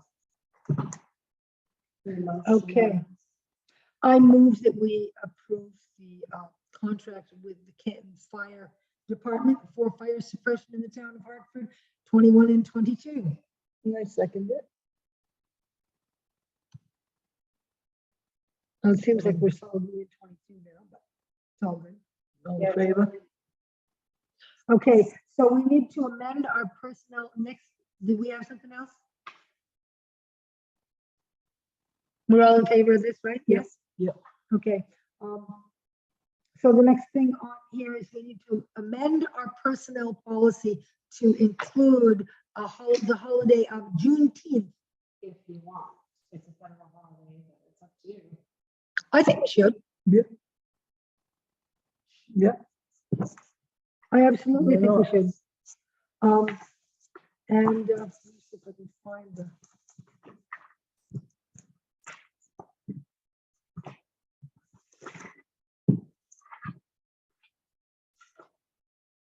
You know, I think it's important not to call it June 19th, but to call it Juneteenth, because that is the name of the actual holiday. It just says June 19th, which of course it is June 19th, but it's called Juneteenth. For what it's worth. So I'd like to include that amendment, but I move that we amend the personnel policy to include the Juneteenth holiday, which takes place on June 19th. I And second it. it's a federal holiday, so our personnel will have the day off.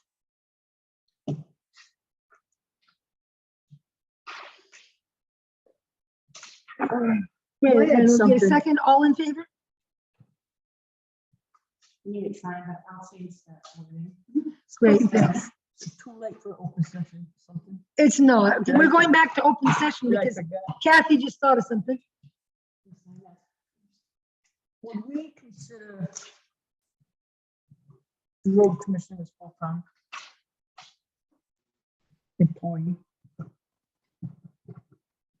It works. Well, I don't know. I guess it depends on how many hours he works in a given week. I mean, he doesn't work as a road commissioner all winter long. So he's only a half-time employee. Technically, he's only a half-time. I mean, technically, he's sort of the road commissioner the whole time, but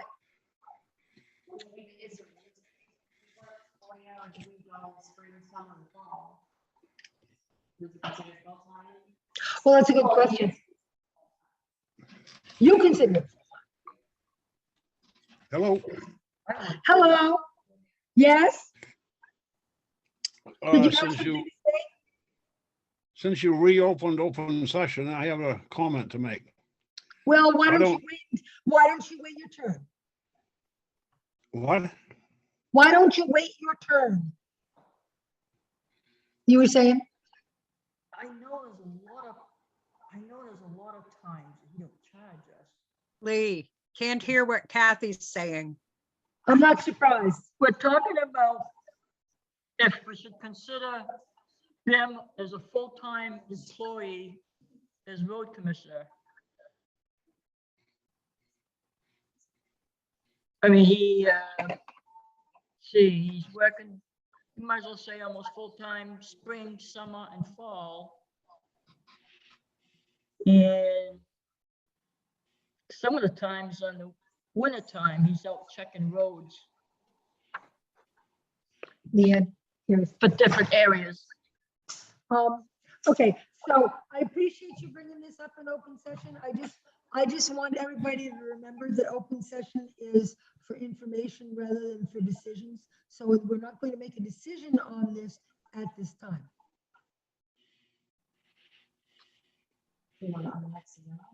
Sure. Now, would Sure. Richard have to say? Richard, you have your hand Yes. Just a comment since you reopened open session. I don't know what devices you folks are using, but going along with what Lenny was saying, I can only hear you just a small part of the time. Now, Mrs. Coleman and Jen, when they were speaking, I could hear them absolutely perfectly. Yep. If I was Now, home, if I was. I'm on I you use could a hear lap. me too. I use a laptop, Right, and I suspect they may be also either that or one of these pad things, which I don't know anything about. But whatever they're using, or what I'm suggesting is get laptops. I We got can't, We I can't, have a laptop right here. If I was well, at, if I was at I- home, you'd hear me I just. can only hear you about a third of the time. Sometimes I can hear Kathy, and usually I can hear Lori. I don't know what she uses, but I'm going along with what Lenny was saying and saying that we can't hear you about a half to a third of the time. And these other folks that were on, Jen and Mrs. Coleman, we could hear them absolutely perfectly Richard, with no problem whatsoever. Richard, Now I'll shut up. have you ever had a hard time hearing me when I'm zooming from home? Can't hear you. Have No you ever sound. had a hard time hearing me when I'm zooming from home? What? Yes. You Depending, can't hear me when I'm talking, when I'm at home? depending on your Wi-Fi. I can hear, I heard you just now. When What you had you your, need a USB microphone for the You need a laptop. mic for the laptop. thank you, Lenny. I don't know what to tell them, but all I know is that the laptops seem to work the best. And those two ladies that were on tonight, I could hear them absolutely perfectly. And the one that came up to the microphone and sat there and looked straight ahead at us, all 95% of the time, I could hear her perfectly too. But half to 2/3 of the time, I can't understand or hear what you selectmen are saying. I don't know. I see that we have another hand up. Yeah, open session's gonna go on all night here. Leslie? No, it's not. My comment is only, I will support what Lenny had to say. I think you need to research the ability to pick up a small microphone to use so that what is being said can be heard by everyone, because a Zoom meeting isn't particularly helpful when you only get a third of what you can hear. Right.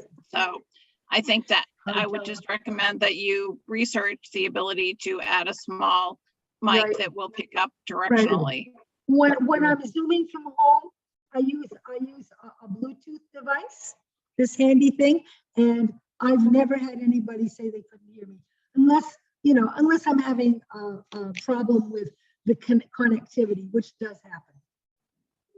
If you get a microphone that has a USB ability, you can plug it into the laptop and then you can pass it around, or maybe you can get one that's good enough that it'll pick up voices 5 feet apart. But yeah, you really, like Leslie said, Zoom meetings aren't any good if you can't hear.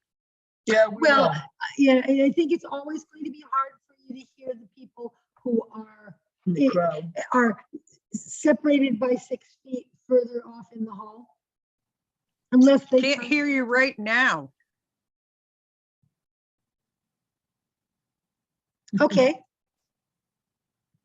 Can you hear, Jen?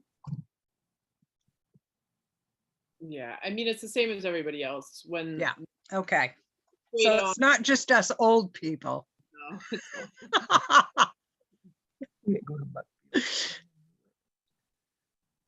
yeah, Who's Right, old? I Richard? represent that. $2,000. Buckfield has got a global microphone and a big flat screen TV that they use and so forth for their Zoom meetings, but they spent $2,000-3,000 on the project.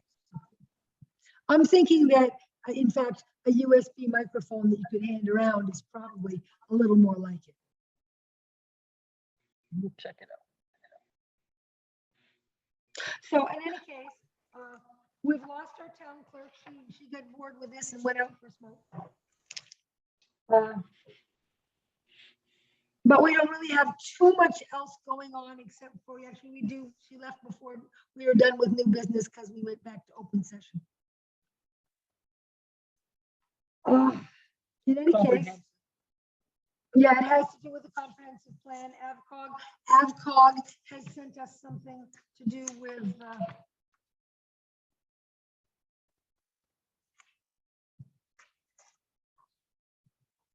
great. And so this is February 5th, 17th. It says here, I will need to receive requests from data by February 15th.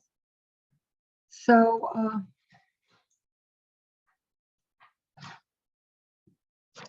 in any case.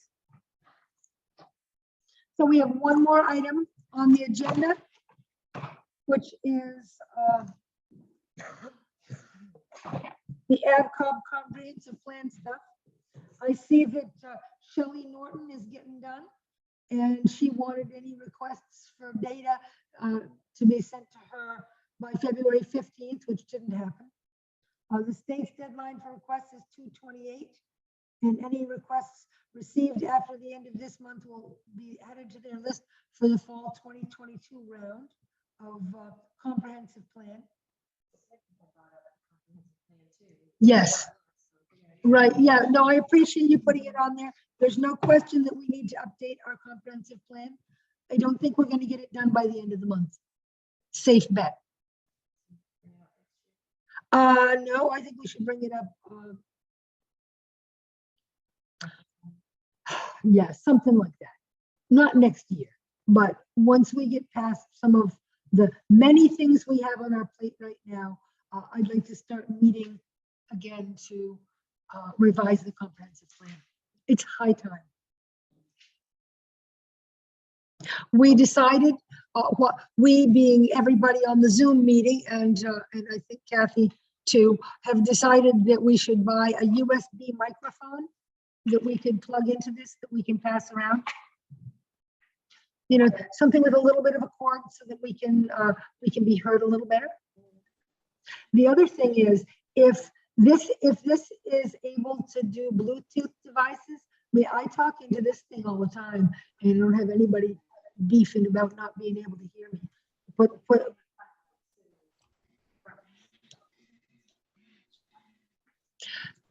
But you know, something, if we plugged in another microphone, or if we were able to use a Bluetooth microphone, which might be the better bet, if this is Bluetooth capable, even it's an older laptop. But I'm thinking that you know, there's technology. Oh, there's more on this side. I mean, there's plenty of USB ports. I think that's a great suggestion. Anyway, that pretty much brings us to Richard got his hand up. Richard's got his hand up again, or is this just? Can you hear me? Huh? Can you hear me? Yeah, I'm afraid so. Can you hear me? Can you hear me? Do you have anything useful to say? Can you hear me? Yes. Can you hear me? He's backing up. Yeah. Can you hear me? That's what I can do with a laptop. Can you hear me? Yeah. Yeah. That's what I can do with my laptop. I'm so impressed. I'm so impressed.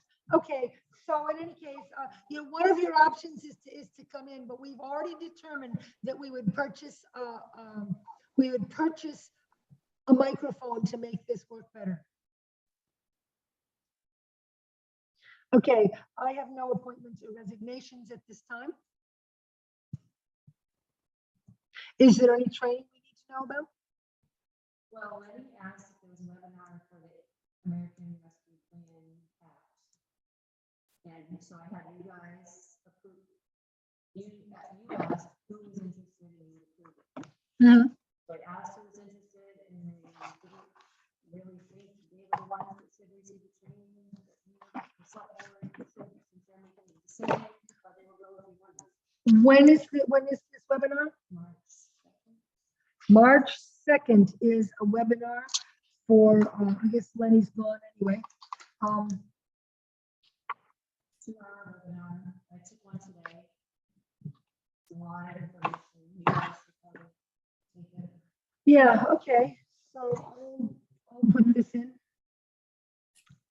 How do I get signed up to do this? Okay. Yeah, I'll go.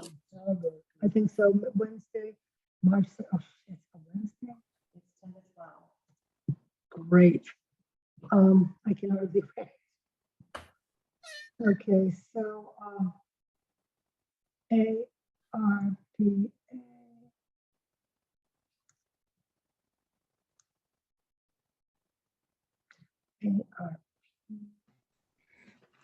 Mrs. Coleman, you're muted. She probably wants to be. I don't know if she's talking to us or if she's talking to the phone. She's mute. Yes, and I she's can't muted. seem to, I can't. Talking to somebody I don't- else. oh, wait, She's on the yeah. phone. She's on a phone.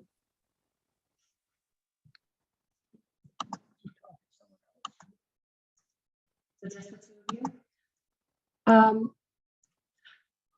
She's Do you talking on want the to, phone. would you like to attend this ARPA workshop, Lori? No. I'm sorry, did you have a question for me? Your mouth was moving and we didn't know if you were trying to talk to us, but you were muted. Oh, sorry. No, I got a customer call that came in. I had to take. Not a Still problem. working. Not a problem. Thanks, ladies. I'm still listening, but I had to jump on that call real quick. Thank you. So good. Okay, so you say that starts at 10 a.m.?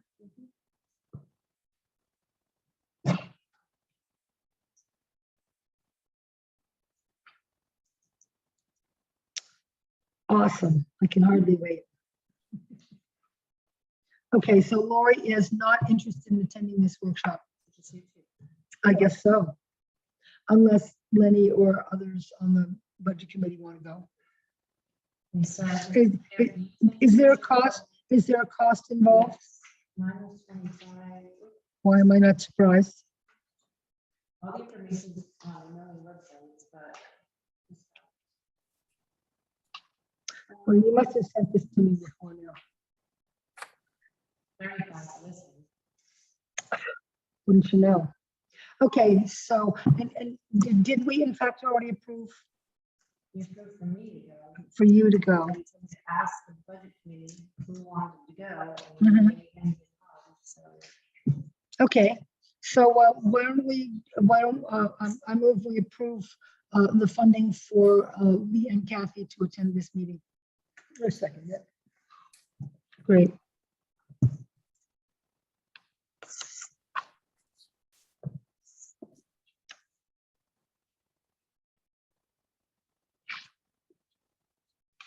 All right, well, that brings us to review correspondence, and the only correspondence that, you know, we had this thing from Central Maine Power talking about infrastructure. Other than that, I don't know if we had any other correspondence. Do we have other correspondence? School.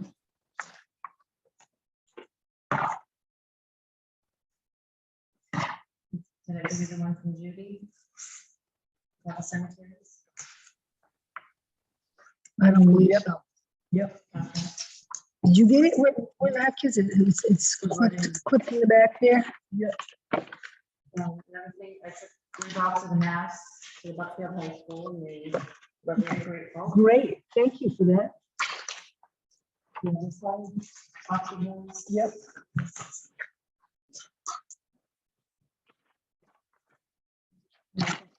Light list of those that are gonna be working on.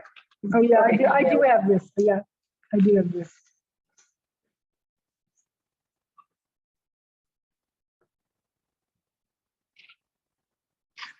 Woodworking bands.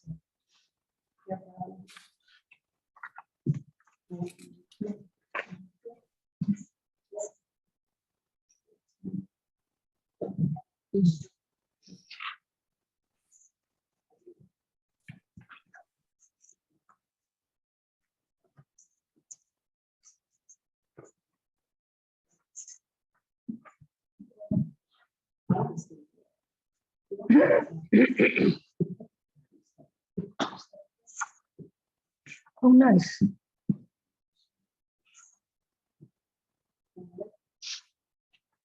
Hey. This is interesting. We have people who are no longer members of the food bank, but it's all good.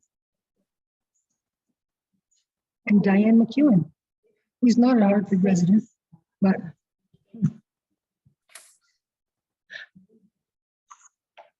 there we go. What Okay, happened to Lynn? How come Linda's name isn't on that? Maybe we should put retired member Linda Rowe on that too. Spirit America Award. right, I see what you're saying.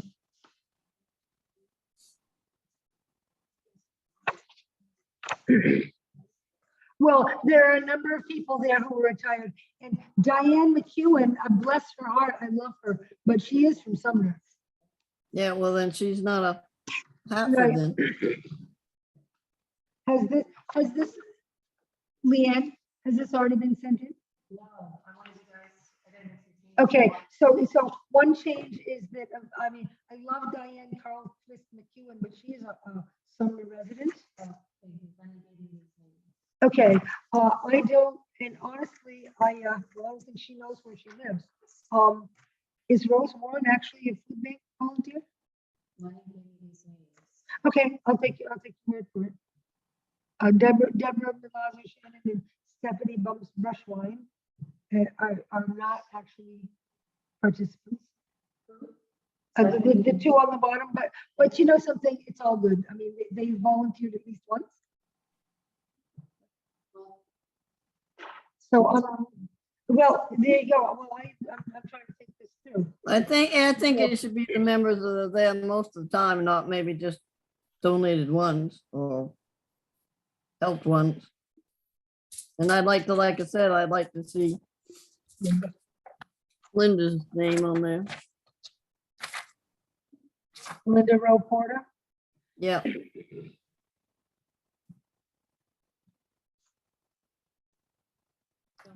You can put, recently retired. Well, I Linda don't know. Rowe. I've never seen her volunteering at the food bank, but Who? yeah.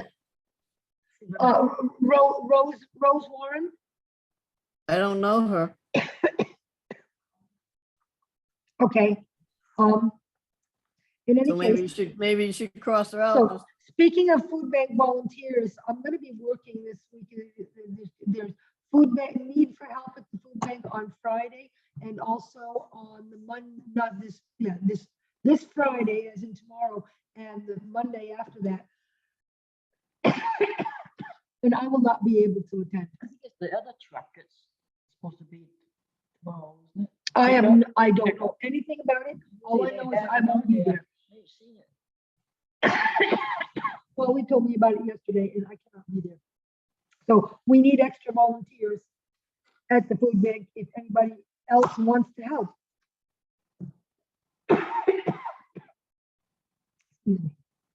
In any case, I think that brings us to pretty much to the end of it. In which case, we could adjourn the meeting. Anytime now. Oh, that dog. Aww. He looks like a shepherd. He looks like a puppy too. Yep. Totally looks like a puppy. Aw.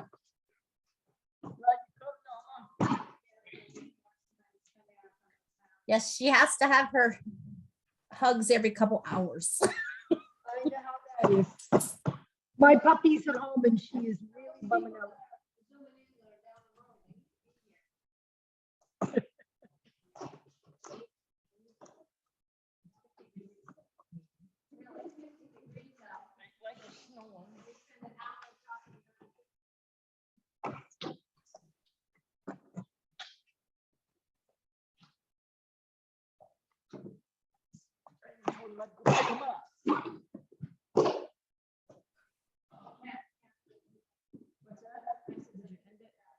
No. Has the meeting been adjourned or what? Yes. Okay. 'cause Bye-bye. people wanna- Yes. Thanks, ladies. Bye. Bye. Can't hear you half the time, so.